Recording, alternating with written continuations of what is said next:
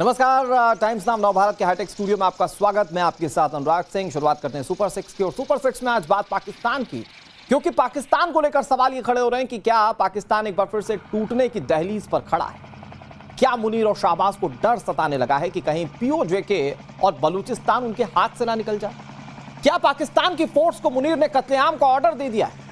ये तमाम सवाल आज पाकिस्तान के इर्द गिर्द घूम रहे हैं। दरअसल पीओजे में गृह युद्ध की चिंगारी भड़क चुकी है। आवाम अपने हक की लड़ाई के लिए सड़कों पर उतर चुकी है। मुनीर आर्मी सरेआम निर्दोषों का खून बहा रही है। अब तक ऐसी कई तस्वीरें सामने आ चुकी हैं जिससे पाकिस्तान का असली चेहरा बेनकाब पूरी दुनिया के सामने हुआ। आज की स्थिति यह कि पाकिस्तान के कब्जे वाले कश्मीर में सेना के टैंक्स सड़कों पर उतर आए, लड़ाकू हेलीकॉप्टर आसमान में गश्त लगा रहे हैं, और सिर्फ इसलिए ताकि लोगों के प्रदर्शन पर नजर रखी जा सके। तो यहीं से सवाल खड़ा होता है कि क्या यह शुरुआत हो चुकी है पाकिस्तान के टुकड़े टुकड़े होने की, और क्या मुनीर उससे ही बचने की कोशिश में अपने ही मुल्क की आवाम के लिए मौत का फरमान सुना चुका है। क्योंकि पीओजे के हालात जो गवाही देते हैं उसमें बच्चे और गर्भवती महिलाओं को भी मारा जा रहा है। और यहीं से लोग सवाल पूछ रहे हैं कि क्या मुनीर को पीओजे के हाथ से जाता हुआ दिख रहा है, बलूचिस्तान हाथ से जाता हुआ दिख रहा है। ऐसा नहीं है कि पाकिस्तानी हुक्मरानों के इस बर्बर चेहरे के खिलाफ सिर्फ पीओके के लोग ही खड़े हैं। पाकिस्तान के दूसरे इलाके भी ऐसे हैं जहां विरोध की आग इस वक्त धधक रही है। बलूचिस्तान में सरकारी कर्मचारी सड़कों पर उतर आए और यहां अपनी हक की मांग को लेकर उन्होंने अपने आवाज को बुलंद किया। लेकिन अमेरिका का सो कॉल्ड शांति दूत मुनीर इस बगावत का जवाब भी बारूद से ही दे रहा है। तो आज हम सुपर 6 में आपके सामने ऐसी कुछ तस्वीरें रखेंगे जिससे पाकिस्तान बेनकाब होगा।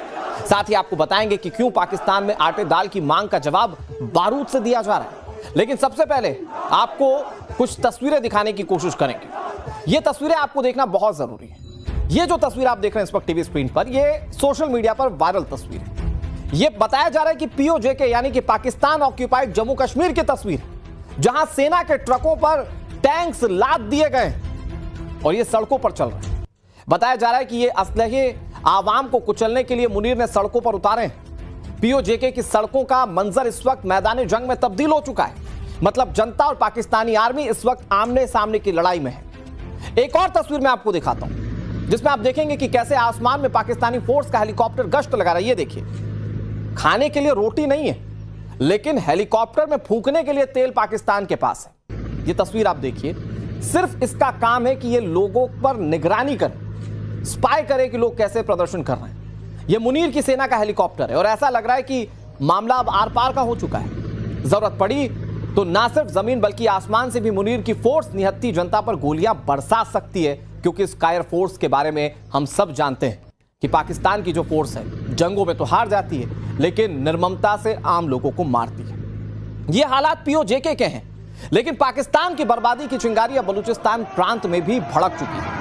बदहाली से तिल तिल कर मर रही बलूचिस्तान की आवाम अब बगावती हो चुकी है। कैसे ये तस्वीर आप देख रहे हैं। यहां सरकारी कर्मचारियों ने सड़कों पर उतरकर हुक्मरानों के खिलाफ मोर्चा खोल दिया है। सरकारी कर्मचारियों का गुस्सा वेतन वृद्धि की मांग को लेकर लगातार बढ़ता जा रहा है। आजादी के नारे लगाए जा रहे हैं। मतलब पीओजे से लेकर बलूचिस्तान तक के जो हालात हैं उसे लेकर शाहबाज और मुनीर को गृह युद्ध का डर सताने लगा है। आप देख रहे हैं कि कैसे अलग अलग हिस्सों में पाकिस्तान में इस वक्त प्रदर्शन हो रहा है। दुनिया भर में आतंक की साजिश रचने वाला पाकिस्तान आज खुद जल रहा है। इन तस्वीरों को देखने के बाद ये कहना बिल्कुल गलत है। पीओजे से लेकर बलूचिस्तान तक की आवाम मुनीर एंड कंपनी के खिलाफ उठ खड़ी हुई है। जो सरकार और सेना आवाम की सलामती के लिए होती है, आज वही आम जनता पर गोलियां दाग रही है। मुल्क के हालात यानी पाकिस्तान के हालात बेकाबू हो गए। बड़ी बात यह कि कोई पहला मौका नहीं है जब पाकिस्तानी आवाम ने अपने हुक्मरानों के खिलाफ ऐसे आवाज बुलंद की हो। लेकिन अब तक जितनी बार आवाजें उठी, उन्हें पाकिस्तान की सेना और हुक्मरानों ने बारूद की आग में झोंक दिया।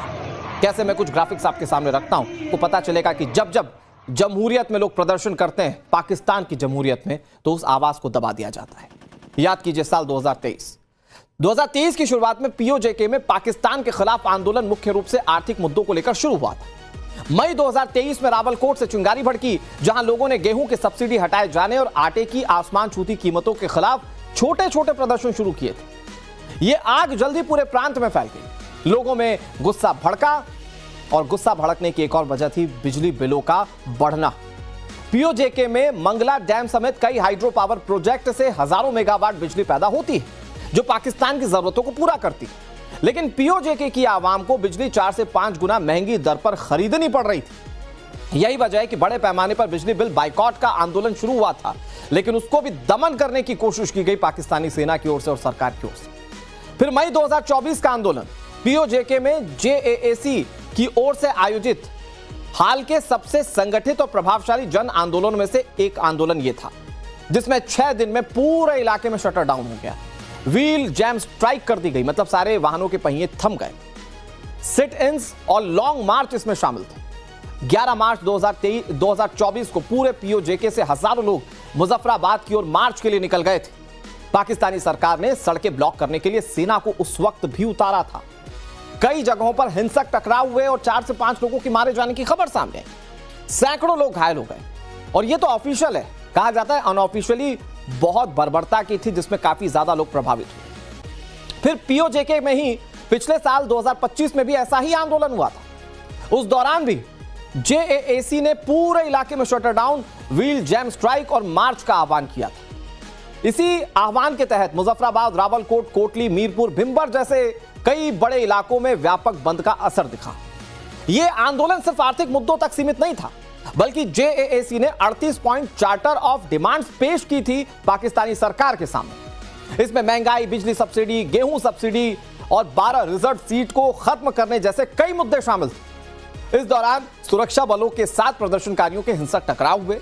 रिपोर्ट्स के मुताबिक 7 से 9 लोग मारे गए और उस दौरान भी सैकड़ों घायल हुए थे। फिर 2026 की तस्वीरें याद कीजिए। पीओजेके एक बार फिर से धधक रहा है, बलूचिस्तान सुलग रहा है।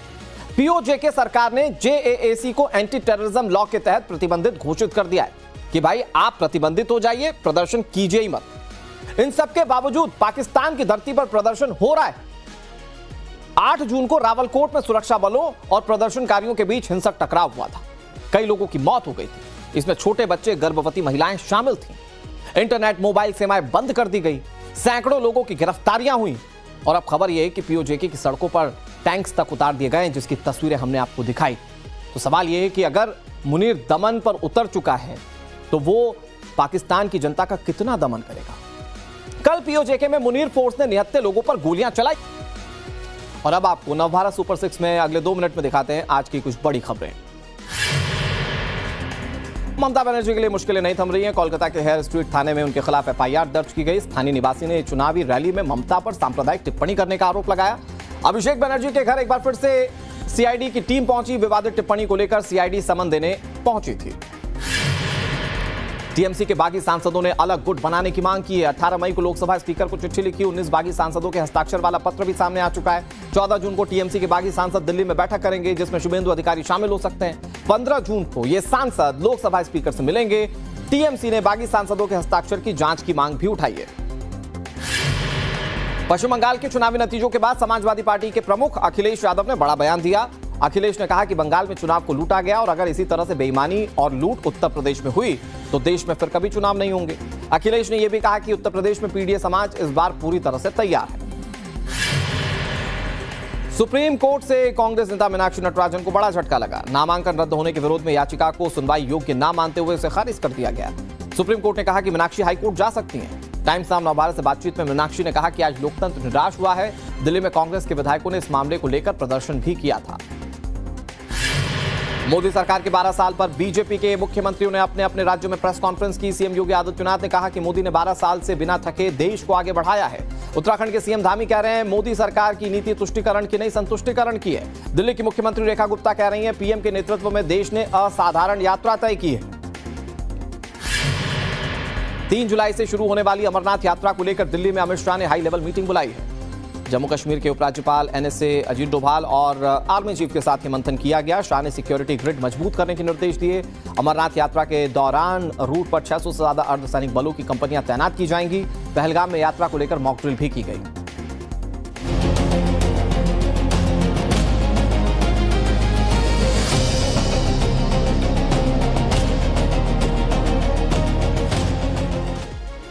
और अब वक्त तो चला है नवभारत सुपर 6 में अगली स्पेशल स्टोरी का। खबर है कि भाईजान यानी कि असदुद्दीन ओवैसी की पार्टी एआईएमआईएम ने यूपी विधानसभा चुनाव 2027 की तैयारियां शुरू कर दी। पार्टी बिहार और महाराष्ट्र में मिली कामयाबी के बाद नए जोश के साथ उत्तर प्रदेश के मिशन में जुटने जा रही है, लेकिन प्लान अभी भी वही पुराना वाला है। मुस्लिम बाहुल क्षेत्र और मुस्लिम वोट, ये एकमात्र प्लान है जिस पर ओवैसी काम कर रहे हैं। 2 दिन बाद असदुद्दीन ओवैसी बहराइच में एक जनसभा को संबोधित करेंगे, लेकिन बहराइच का नाम आते ही आक्रांता, सालार, मसूद गाजी का नाम भी लोग लेने लग जाते हैं और फिर यहीं से ओवैसी के पूरे मिशन की कहानी समझ आ जाती है। आज आपको विस्तार से बताएंगे कि आखिर ओवैसी ने मिशन उत्तर प्रदेश की शुरुआत के लिए बहराइच ही क्यों चुना। मतलब कहा जा रहा है कि ये ओवैसी का एक बड़ा मास्टर स्ट्रोक हो सकता है। क्यों, मैं आपको समझाता हूं। ओवैसी 14 जून को बहराइच में एक जनसभा को संबोधित करेंगे। इसके साथ ही उत्तर प्रदेश में एआईएमआईएम का विधानसभा चुनाव के लिए प्रचार का सिलसिला शुरू हो जाएगा। एआईएमआईएम के उत्तर प्रदेश के अध्यक्ष शौकत अली ने मीडिया को बहराइच के पार्टी प्रमुख के दौरे और जनसभा के कार्यक्रम की पूरी जानकारी। उन्होंने बताया कि किस इलाके में असदुद्दीन ओवैसी पहुंचेंगे। शौकत अली ने क्या कहा, आपको सुनाते हैं। इस वक्त हम लोग मटेरा की विधानसभा शंकरपुर चौराहे पर मौजूद है।